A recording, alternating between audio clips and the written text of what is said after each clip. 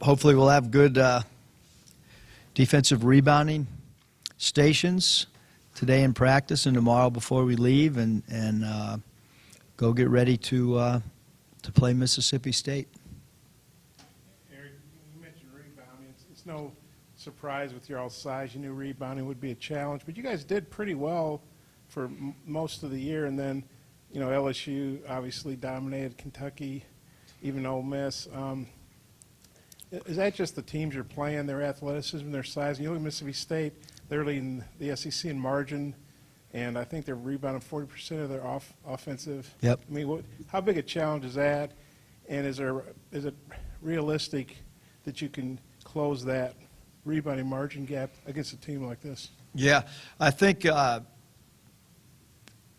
you know, when you look at Kentucky, first of all, like, I think they're one of the, you know, 5 most talented teams in the country. And, you know, their length causes a lot of problems. LSU's length and athleticism cause problems inside. But we could have won the game at LSU. And certainly could have won the game at Western Kentucky. And so, you know, the one game that you know, we didn't play good offensively, obviously. You got to credit Kentucky's defense, but also we were within striking distance, you know. 8 minutes were up, and we've talked about changing the starting lineup and trying to go bigger. Having said that, when you talk to other teams when they're done playing us, we create a lot of problems for other people. Like, you know, Kentucky changed their starting lineup. We've seen that before. So, you know, as much as we know what our deficiency is, I also think that because of that deficiency, we're causing some mismatches as well. And we don't want to lose that aspect of who we are, where we're making other teams adjust to us. We see it during the course of games when teams go smaller. But certainly in this particular game, rebounding's, you know, you can't win games when you lose by 20-some on the glass, you know, and obviously we were hopeful for good reason that Connor was going to be eligible, and that wasn't the case, and so that, you know, kind of changed who we were. And, yeah, we're going to have to rebound, Bob. I mean, realistically, how do you do that against these guys? They got 3 of the top, I think, 10 rebounders in the league, and Reggie Perry's like a double-double average. How were you guys able to rebound? And, you know, you hung in there, you know, the first 12 games, whatever. What was the key to that, and is it realistic to get back to that, or is that just too hard to do against these SEC teams? No, I mean, I remember sitting at the SEC league meetings, and I sat next to Georgia's head coach, Tom Crean, and he and I have known each other for a long time, and he made the comment. I asked him, like, what's the difference between the SEC, in his opinion, and the Big Ten and other places that he's coached, like Marquette, and he said, you're going to be amazed at how active rebounders are in this league. I was already in the league, so I knew, but you know, his statement rings true. But you know, it's cost us 2 games for sure.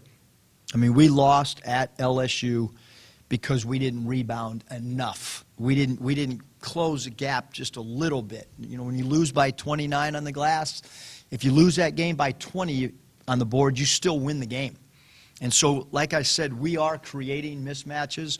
We're creating extra possessions by winning the turnover battle, meaning we get a little more steals. We take care of the basketball. So I don't think that we've lost what we had rebounding-wise earlier. I just think sometimes it's matchups, Bob. I really do. And the effort, like we go back and watch film, they're playing hard. We have a deficiency as far as size. But we do need our guards. And we're going to talk about it again today relentlessly, about our guards have to rebound. Because look at Kentucky's guards that rebounded. Quigley, 4 offensive rebounds, 10 total rebounds. Hagan, 6 rebounds.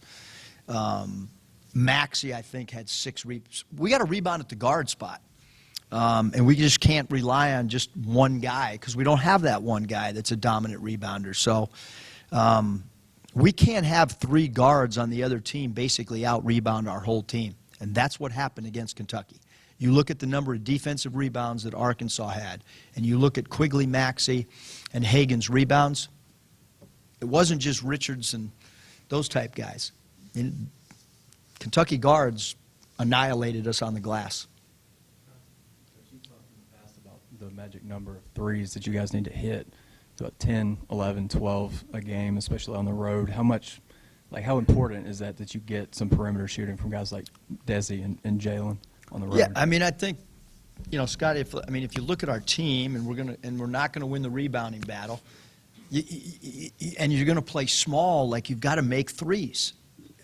Otherwise, we might as well play 3 bigs at a time.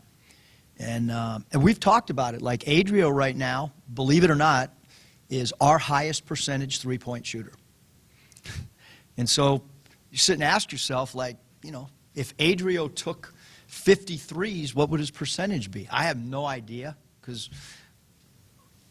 But at the beginning of the year, when I looked at our stats from last year, if you would have told me that Adrio would be leading us in three-point percentage, I would be shocked. But he is.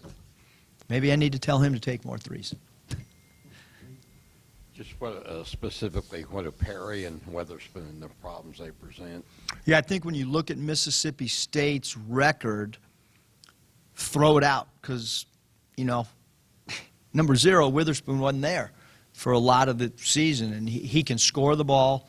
He has not been shooting the 3 well, but we know historically in his career he's been able to make threes. Really good dribble driver. And then obviously Perry, phenomenal talent, good inside, good outside.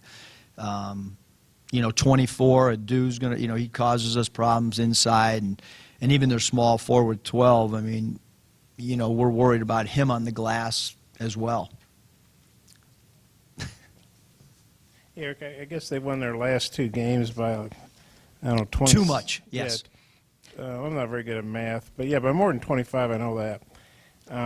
Just how good have they played against Missouri and Georgia at home, and now you've got to go in there. How well are they playing? How big a challenge is this for you guys?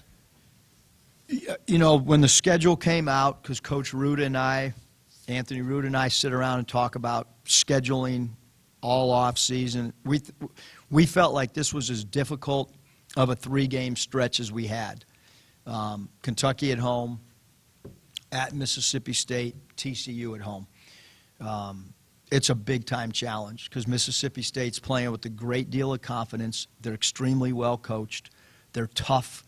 Their strength is our weakness. It's a road game. And, quite honestly, we got to get over ourselves, me included, meaning we had an incredible environment, and we got to get ready for the next game. I'm a sore loser. I'm not, we haven't lost many games at home. At my prior stop, we hadn't lost a game. At home here, we had what I would consider the best crowd that I've ever been in an arena, and we were not able to win that game. And but we got to figure out a way to regroup and get ready because that game's gone. It's over with, and we got 2 big games this week. But yeah, we're concerned. I'm concerned with their margin of victory and how confident they are coming into the game for sure. Coach, that was kind of my question. What is the protocol? Because you talked about the environment and so much hype going into the Kentucky game. Is this a group that you have to say something to, or is it a mature enough group where they know, hey, it's time to take our show on the road? What is the protocol for moving past Kentucky? Did we have any players in here before me? No. Okay. I don't know how they answered it. No, I think with your team, you've constantly got to educate. You've constantly got to talk about things for sure. And so, I think we're going to talk about it today. But they're also mature you know, we've played close. I mean, every game's been, you know, we've been within striking distance in the 3 that we've lost. And that's hard to do. You know, it's hard through this amount of, you know, for whatever, January 20th, whatever. Like, we've been in every single game. And that's hard. And that's what you want to do on the road is you want to compete. You want to give yourself a chance to win, you know, those last couple minutes in the game. And we've been able to do that, you know, on the road. And you know, we want to try to go do that on Wednesday as well. You mentioned you thought about changing your starting lineup for Kentucky. You mentioned for the season you might change it game to game, but other than the game Mason was hurt, you've kept it pretty consistent. Has that kind of surprised you that you're this far into the season haven't changed up the lineup much? Yeah, I think, you know, every team's different. You know, I've had, you know, D-League teams where I changed it up a lot, partially because of call-ups. Meaning guy gets called up to your NBA parent team or gets called up by another team if he's not on a two-way. And so you naturally have to make changes. I think there's some beauty in consistency, though. You know, like, we know, you know, Kentucky's a top 10 team, but, you know, when I was standing in front of the team, like, you know, I came into the building wanting to win the game and expecting to win, which we do every night. So when you don't win, as a coach or in a leadership position, you constantly, you know, think of, you know, how do I make adjustments, or how do we as a staff make adjustments, or how do we as a group try to make changes for the better. But we still feel like that starting group has given us the best chance. And I also feel like the guys off the bench have, you know, have kind of got a rhythm now to who they are and when they're coming in the game. And so because of that, we're probably not going to change the starting lineup. We'll probably go with what we've been going with, try to see if other teams adjust to us. And, you know, if we're not successful, then I'll probably second guess myself again and wonder if we should change the lineup. So you said were you thinking about starting Reggie and taking, I guess, Desi or somebody out, I guess? Or? Yeah, I mean, I think that, I mean, in reality, like, I think about everything. Like, you know, there's, you know, it's you start Reggie, and then you go 2 bigs. Do you start Ethan and just see what happens for 2 minutes? Do you start J5 because when J5 comes in, Jalen Harris pushes the ball and we get easier layups? I think about all those things. The best one to consult with is my dog, because he just sits there and licks my hand. And, you know, everything's cool with Swish. But he's the guy that I like to sit alone with and talk to about these type of things. So you don't have to worry about Swish telling anybody else what you told him. I just told you guys, though, everything that's going through my mind, which If things aren't that's a going, problem when I'm this honest. It really is. I mean, I should no, just we- shut up and just No, give we- generic answers. we love honesty. Okay. America loves honesty. If things aren't going well early, could you think about going bigger? I mean, We you know, there's been stretches of late where we've gone big, you know, 2 bigs, a 6'6" guy and a 6'7" guy. We've had, you know, double big lineups in there. And the thing that's just amazed us is our 5-guard lineup, probably our best plus minus of late. Like, you know, I don't know about early, but in these games that we've got killed on the glass, the 5-guard lineup has somehow figured out a way to rebound better than any group we've had. So, obviously, when you put 5 guards out there, you open yourself up to more criticism if you're getting killed on the glass. But when we go back and watch and we look at the numbers, that's actually been our most effective in the games where we've gotten killed on the glass. how about Connor? I mean, how much time have you spent wondering what if he gotten eligible, and how different do you think you guys would be? Because obviously he's kind of, for a big guy, he's kind of an outside player, but obviously, you know, he's 7'3", he's going to get some balls that are just going to probably land in his hands. You know? Yeah, I mean, I don't really look, I mean, you know, look, if you have a guy get sick or you have a player like Mason was out one game, I think when you coach in the minor leagues, you just roll with it. You know what I mean? So I don't ever look back at all. Don't agree with the decision, like I've said, because I know other guys that are playing this year that didn't have to sit out. Connor's, when we recruited him, thought that, he had as good a case as anyone in the country to be eligible, but, whatever.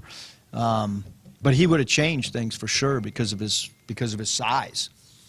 And then Ben Howland, I remember talking about media days, you guys are both California guys, he said, obviously UCLA had some pro prospects, he said, I guess you used to come to practices Yep. or visited him. And just, how well do you know Ben and kind of what's your all's relationship? What do you think of Ben? Yeah, I mean, Ben's, everywhere he goes, he wins. He's an incredible recruiter.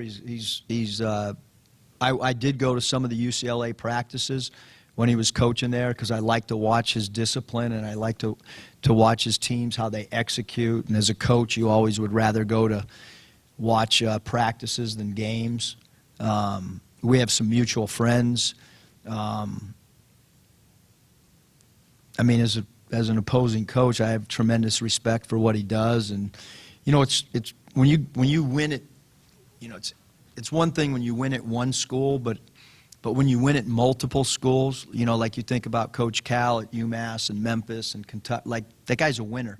You think about Ben winning like he has at UCLA, and in reality, he's won more than anybody of recent times at UCLA, and why he's not still there, I'll never know, because he won a lot of games and took them far in the NCAA tournament, and look at what he did at Pitt and NAU, and I mean, he's a heck of a coach. He wins anywhere he goes.